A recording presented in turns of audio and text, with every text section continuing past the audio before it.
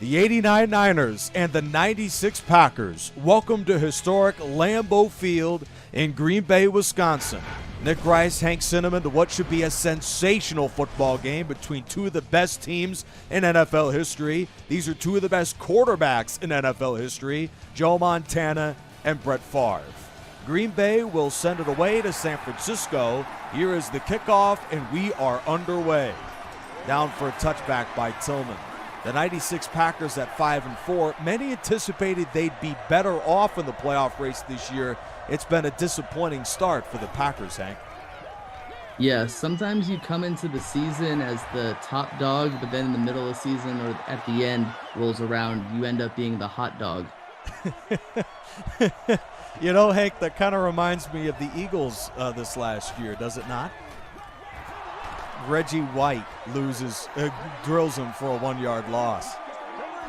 Reggie White, the minister of defense, one of the best defensive linemen in NFL history. He should get a lot of action here. Reggie White coming in as the Niners go 3 and out, leading the way for a defense that's been wildly productive this year. White, with 12 tackles for loss and 4 sacks, has been one of the best defensive linemen in the league this year. He certainly should play a role in the Packers' defensive success today. Edgar Bennett on a screen pass loses 5. Brett Favre and that offense goes backwards to begin the game. This is the very team that was the best scoring offense and scoring defense in the NFL in their Super Bowl season of 1996. One of the only teams ever to rank first in both categories. An all-around great team. They face 3rd and 11 here at their own 38-yard line. It is very interesting to see that Edgar Bennett doesn't really have a lot of production in the running game. He didn't really last that much longer as the starting running back for the Packers going into 97. Yeah, not much later, Amon Green became their leader, but Brett Favre certainly made amends for the struggles on the ground with a terrific season in the passing game. He finds Brooks to convert 3rd and 11. This year, the Hall of Fame quarterback has thrown the 3rd fewest picks in the league this season, so ironically, the gunslinger has been very efficient and has certainly done a great job to begin this drive. 2nd and 14, he'll throw it deep downfield, and there's Freeman with the catch, and is dropped by Walter on a gain of 29. Yeah, I mean, knowing that he's got 5 interceptions this season, that's not a lot for Brett Favre. He usually has more, seeing as though he set a record for the most interceptions in a career. And while he played a long time, even in the 90s when he was starting out, a 6-year pro from Southern Mississippi, Favre certainly was accustomed to some big plays and some big mistakes. He has put together a great drive as Chimura spun down at the 11-yard line. This has been some series for the Packers, and now late in the opening quarter, on their first drive of the game, Green Bay faces 3rd and 10. Freeman's the motion man as Favre will throw it. He finds Freeman on a cross, and Wright makes the stop just short of the first down. Big defensive stand by San Francisco. It's interesting, if this was a more modern game, you'd think that the Packers might have decided to go for it, but the field goal seems to be the best option at the time. And Jackie drills the chip shot. Short gain from Craig here. Unlike Edgar Bennett, Hank, Roger Craig has been much more productive in this offense, and he was a long mainstay for Montana and company as he catches the screen pass, a very versatile back. He picks up the first down. That is the veteran from Nebraska on a gain of 10. Well, that was his bread and butter, catching the ball out of the backfield and getting big runs. That was what Roger Craig did a lot, very well.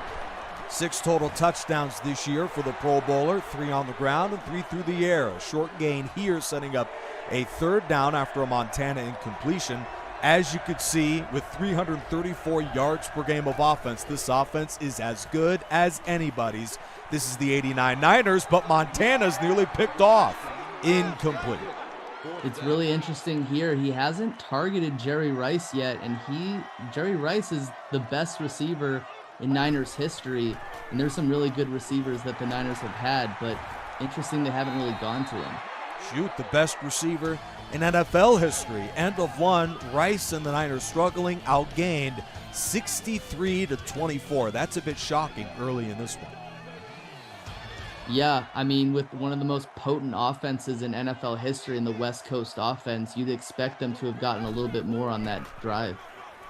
It's a 3-0 lead for the 96 Packers. Nick Rice, Hank Cinnamon, we're back from historic Lambeau Field. A must-win for Green Bay, even with their overtime win against Dallas last week, as this run is short of the first down.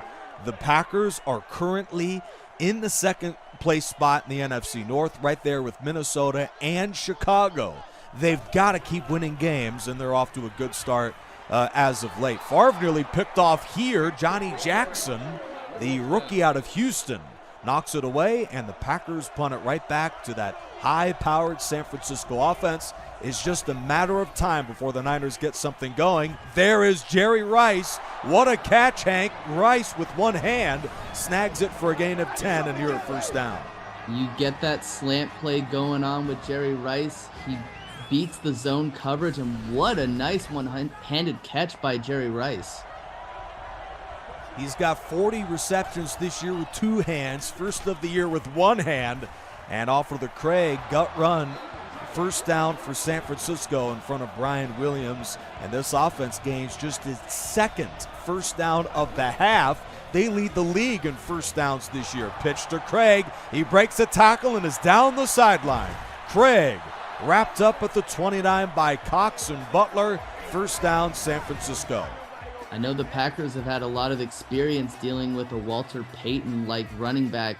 Roger Craig ran that one much like a Walter Payton, just bulldozing over the defensive backs. Green Bay among the league's worst run defenses in the league, and they're getting picked apart by Craig and company on this drive. Montana to Jones, and the tight end, wrapped up by Evans, is down to the 9-yard line on a big pickup, first and goal.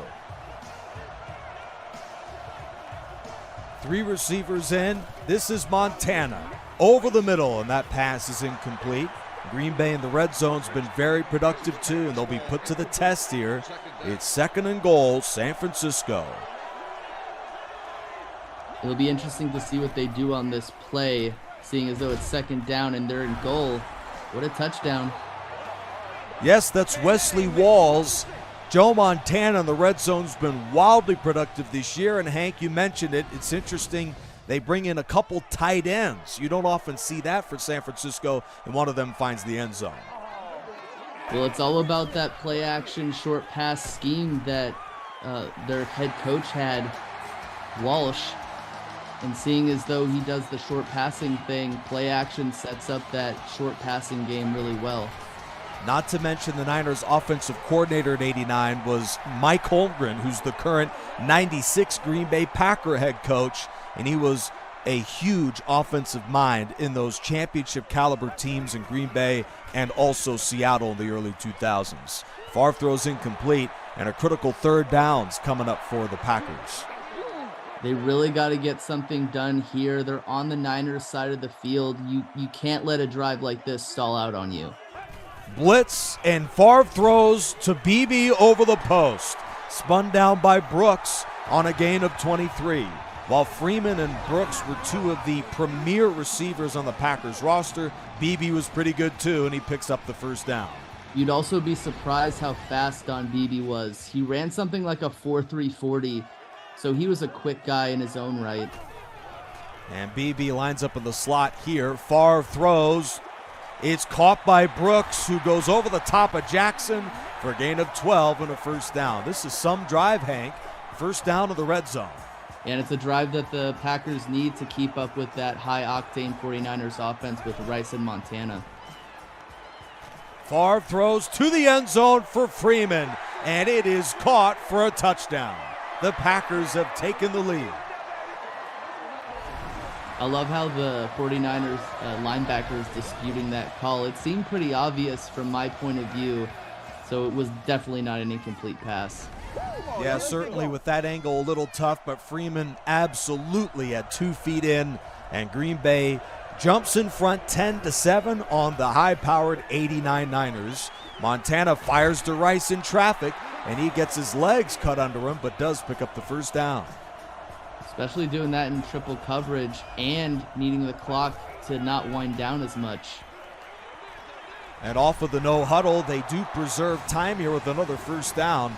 Joe Montana, the Hall of Fame quarterback, with the league's most touchdown passes with 21, including the goal line score to Walls earlier in this half. He's coming out passing against the blitz. His pass is incomplete. The officials might have other ideas, but they do eventually rule incomplete here at second down. I don't even know what's going on there. It didn't even look like they caught the ball. It must have been some phantom catch here in this game. You know, maybe, Hank, there's a rule that we don't know about in Madden. And in the end, it looks like Montana's got this team rolling anyways. With just over a minute left in the half, he unloads towards one of his receivers. No dispute on a catch there, Hank. It's incomplete to Walls. Yeah, you got to come up with that ball, especially when it's thrown right to you. There's no behind or in front of you catch. You got to make that catch. So we're at the half off the incompletion. And as you can see, Green Bay with 225 yards total, including returning. They have played the better game statistically, and they'll come out on the ground. Here's Bennett with a 2-yard run to begin the half. Your thoughts of the first half, Hank? I feel like this has been a relatively even match. I feel like the 49ers could have gotten something on that last drive, but good on the Packers for keeping up with them. Here's Beebe, and check out the speed. Beebe to the 30, the 20. Here's the chase at the 15, and he spun down at the 11-yard line. A big gain from Beebe, just one player away from the end zone. I wasn't lying when I said that Don Beebe was really fast. Just ask Leon Lett about that speed. He would tell you he would have gotten a touchdown in that one Super Bowl had it not been for Beebe knocking the ball out of his hands. And Leon Lett, or rather Ronnie Lott, my apologies. That's the guy that missed the tackle of Beebe in open space on that incredible catch and run. Off of a couple Bennett carries on 3rd and short, he gets the call and scores the Packer touchdown. Green Bay's jumped in front by 2 scores early in the second half. Well, it's kind of interesting. It didn't look like originally that he had gotten in, but I guess on that angle right there, his shoulder was down. Would have been interesting to see the Niners challenge that. Yeah, it certainly looked like he was a bit short. San Francisco had a drive end with an interception here, so the Packers will take over late in the third quarter, up 17-7. It's been a frenetic game. Green Bay in front by 10, and the line from the full house package, but Bennett is stuffed. While the Packers have had plenty of success with Favre, Bennett continues to struggle on the ground today. It's 3rd and 12. Yeah, it was looking like they probably should have done a play-action fake there, but it appears that they're bleeding the clock out themselves. Far from the end zone is taken down. The officials do not call safety. Fagan makes the stop, and Green Bay will punt it away. This is Craig Hendrick. He comes in as the second best punt average player in the league, and he sends one deep. Great punt to the 45. Taylor on the hop inside the 30 is taken down. They'll in fact rule it right at that 30-yard line. Cox makes the stop on a terrific 25-yard return from John Taylor. Usually a safety is not the best call in the world, but it seemed like the Packers probably would have done better with that safety call, seeing as how good a field position the 49ers have gotten and what Joe Montana has to work with. And San Francisco's got something brewing here, and this offense ranks in the top 10 in red zone efficiency too. Craig gains a couple, and the third quarter comes to a close. Leroy Butler, the Hall of Fame safety from Florida State, makes the stop. We go into the fourth quarter with the Packers in control. Niners will move from right to left. Nick Rice, Hank Cinnamon, glad you're with us. Historic Lambeau Field in Green Bay. 7-2 Niners of 1989. 5-4 Packers of 1996. Leroy Butler comes in again, a loss of 2. You definitely don't want to go backwards on that play to get to a 3rd and 10. Montana on 3rd down. Fires the pass towards the marker to Rice. He came back to it, and Butler makes the stop. San Francisco settles for the made Mike Kofer field goal. So here's the situation, Hank. Just over 4 minutes left. The Packers, certainly with a better running game, could help. They need to milk the clock, and they don't even need to score on this drive if they can chew up a couple more minutes. But instead, Lott forces the fumble. Let's see who came away with this one. The officials are ripping away players, trying to get to the bottom of the pile, and they say it's Packer football. They avoid a big disaster on that Freeman fumble. Yeah, it looked like a Packers player came up with that ball at the bottom of that pile, and they're definitely lucky that they got it back so that they don't have to give the ball to the Niners down one possession. 4 minutes to go, and Bennett is stuffed. Green Bay's had a very tough time running the ball today, Hank. Yeah, with Brett Favre, you'd think that he could get it done with his arm, but at the end of the game, you definitely want to bleed the clock. And Bennett's pulled down. It looks like Wright got away with a face mask as he wraps him up on a gain of 2. 3.5 minutes remain in the fourth quarter of this one with the Packers in front by 7. Dorsey Levens gets the call, and the backup out of Notre Dame is stopped by Turner, and the Niners get the ball back. 3:12 left, plenty of time for San Francisco. This is reminiscent of that Super Bowl 23 game-winner drive against the Bengals. A flag is down on this Craig run. Let's check out the call from our official. And that hold will back him up. Bruce Cawley commits the penalty. It's 1st and 18, Niners. Definitely not a good situation for Joe Montana, but he's been in these places before. Definitely have a lot of confidence in him trying to come back in this game. It'll certainly help with runs like that. Check out the effort from Roger Craig. A gain of 5, but he breaks a tackle from everybody. Yeah, definitely hitting them like a bunch of bowling pins, just knocking them over. That's what he did best. Roger Craig, a very versatile back too. Montana's picked off by Craig Newsome. He's got a house haul for the Packers. Craig Newsome is in for the touchdown. That's a play that you don't really see from Joe Montana. They called him Cool Joe because he was clutch on these ending of the game drives, these last-second drives. You don't want to see that because that seemed like the dagger right there. This is a brutal spot for San Francisco. 2:38 left in the game. The Packers, what appears to be the knockout punch. Montana goes deep, and there's John Taylor. A gain of 38 to Taylor, and if the Niners are to come back, they need a play just like that. Yeah, they need to score as soon as they possibly can and get an onside kick while they still have 3 timeouts. So they need urgency right here. Fresh set of downs. Here's Montana after the big play to Taylor, and he's going to the end zone. A jump ball to the corner, and that is tipped away from Rice and incomplete. Very close call near the corner. Whoa, wait a minute. Well, they are challenging the ruling of the play here. Rice, it appeared, eventually grabbed it in the corner. Oh, but he was out. He's out. He's got his foot on the end line before he has possession. Wait, what? Okay, we're going to take a second look at this, but Rice appeared clearly, as you said, Hank, to be out of bounds. Maybe they were thinking he wasn't. No, he is out of bounds right before he gets possession.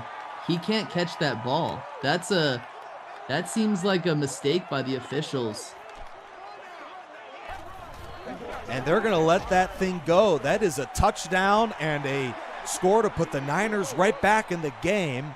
Bennett runs them into the 2-minute warning as San Francisco breathes a huge sigh of relief. A absolutely controversial call. Bennett here runs towards the first down, and he spins ahead of the 42. Good news for Green Bay, but my goodness, the Niners, they get a massive break.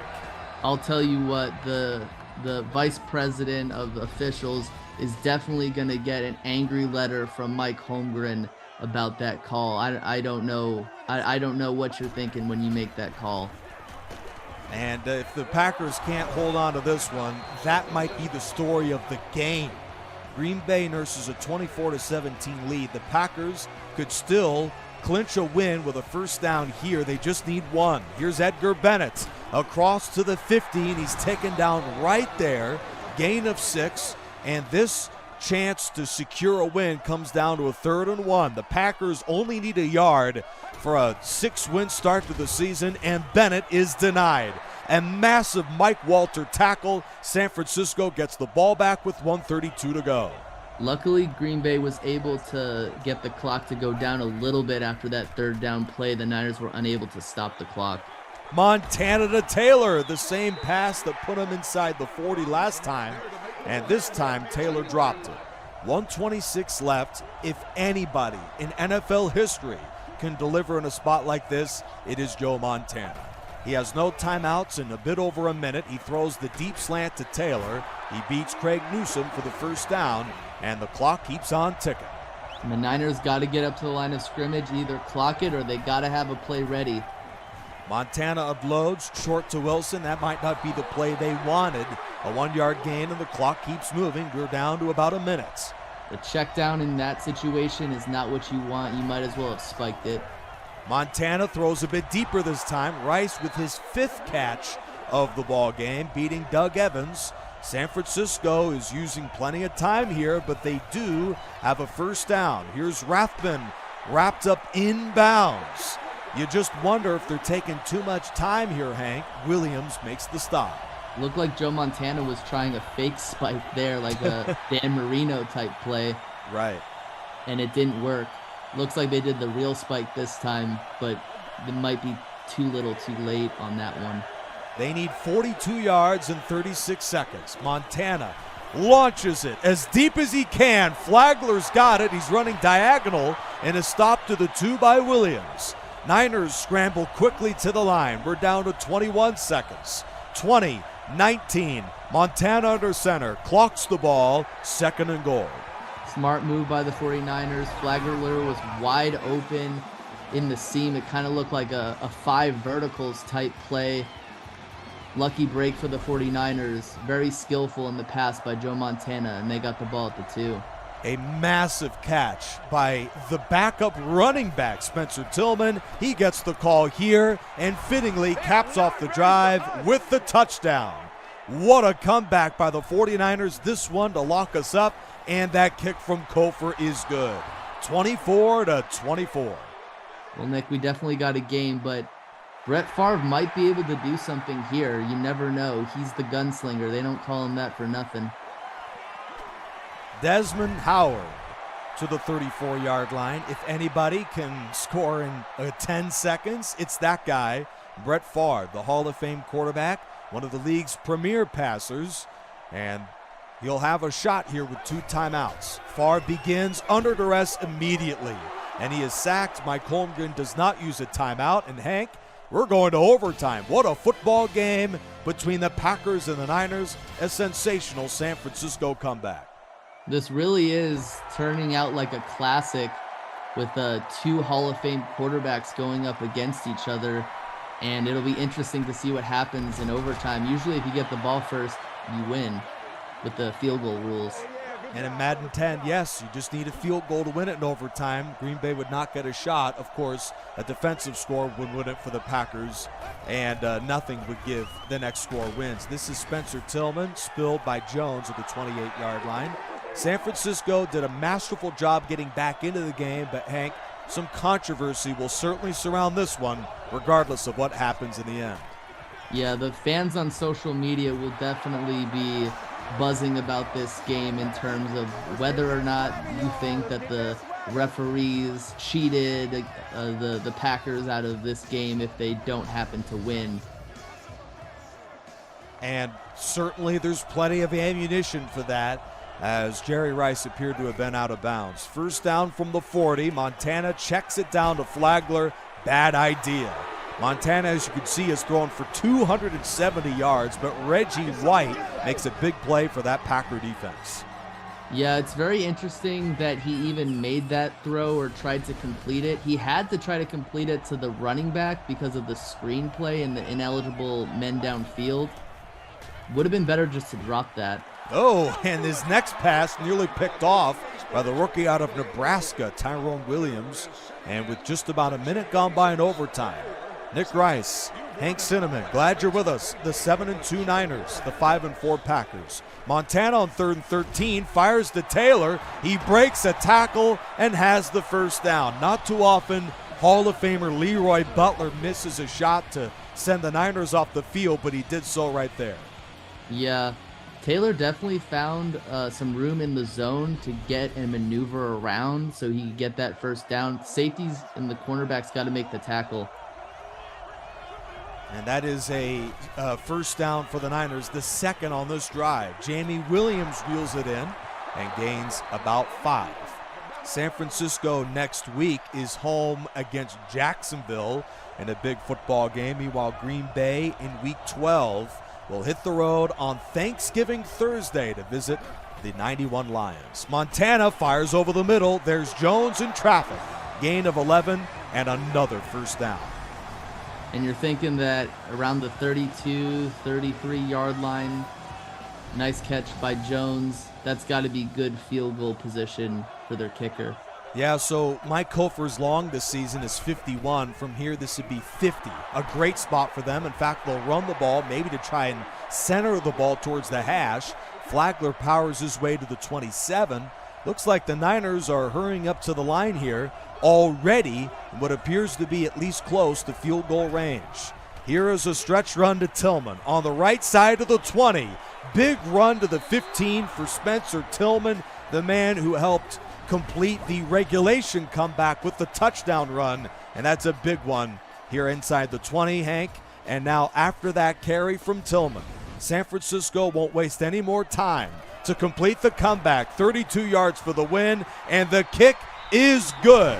San Francisco scores 17 unanswered points. An incredible come-from-behind win. The 49ers in overtime dispatch the Packers 27-24. Good on the 49ers for winning this game. It's just tough to see that you think that you're going to win this game, and then at home you see that your opponent just comes back on you. It's not a good feeling to have. Let's recap the final 3 minutes of this one. The 96 Packers jumped in front 24-10 with a pick six from Craig Newsome. We were all saying it up here. The game appeared to be over right there. And then Joe Montana, you got to have amnesia if you're going to be a Hall of Fame quarterback. After that pick, he had a sensational fourth quarter. Especially with that, a few long passes and that touchdown pass that's very controversial to Jerry Rice. I think this is the one right here. Yes, it is. I mean, you can't blame the team that profits off of it if it's a bad decision by the officials. I mean, you still got to win the game, and the Packers weren't able to do that. Yeah, you look at the additional replay. I mean, there's just no way that can be a catch. You even see it on that replay. The official wasn't looking at the play, and after the Packers punts, San Francisco marches downfield. Flagler, then Tillman to complete that drive. As Green Bay's defense, it shouldn't be forgotten about, did give up some big plays, Hank, in the final few minutes of this one. Yeah, you can't do that. Missing tackles, not being able to stop third string backup running backs. If you're a team that's as good as the 96 Packers want to be, you got to make those plays despite the error of officiating. And the drive ends with a Mike Kofor made field goal, and San Francisco wins the game 27-24. Going into the NFL's greatest team season, and Hank, you're very aware about how good the 89 Niners are in the grand scheme of things and all the great teams. San Francisco was such an incredible, talented football team. They absolutely are as good as anybody in NFL history, aren't they? Yeah, they are. And especially what we're underrating is the fact that 49ers defense stopped the Packers running game when they were trying to milk the clock. 3rd and 1, you're expecting to get the first down and ice the game, and the 49ers defense was able to stop them.